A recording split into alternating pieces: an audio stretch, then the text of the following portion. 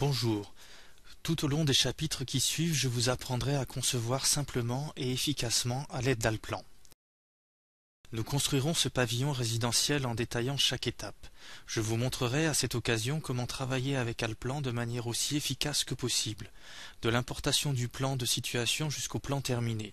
Nous ne manquerons pas de calculer des visualisations convaincantes et nous effectuerons des calculs de surface complexes en quelques clics de souris. Mais il est temps de nous mettre au travail.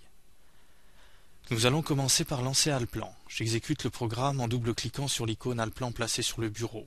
Je peux aussi exécuter le programme en passant par Démarrer, Tous les programmes, Nemetschek, Allplan 2009.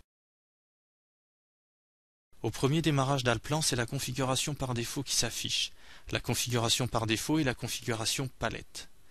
Je vais tout d'abord vous donner quelques informations de base sur l'interface utilisateur et vous expliquer le fonctionnement des principaux éléments de l'interface d'Allplan.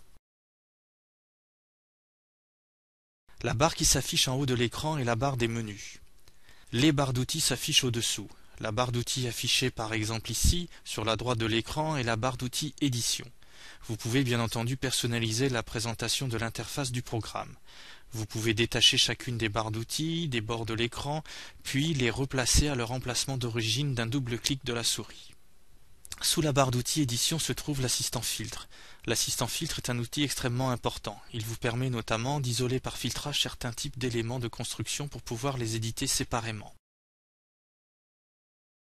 Si vous fermez une barre d'outils par erreur, vous pouvez la réafficher en sélectionnant la configuration palette sous affichage configuration standard. La ligne qui s'affiche au bas de l'écran s'appelle la ligne de dialogue. C'est là que le programme vous indique quelle saisie est requise dans le cadre de la fonction active. Par exemple, extrémité du mur.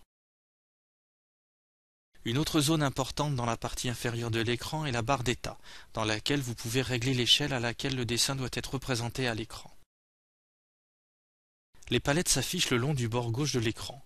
Vous pouvez masquer leur affichage en cliquant sur le symbole représentant une épingle d'affichage. Si je place ensuite le pointeur de la souris sur le bord gauche de l'écran, les palettes s'affichent à nouveau.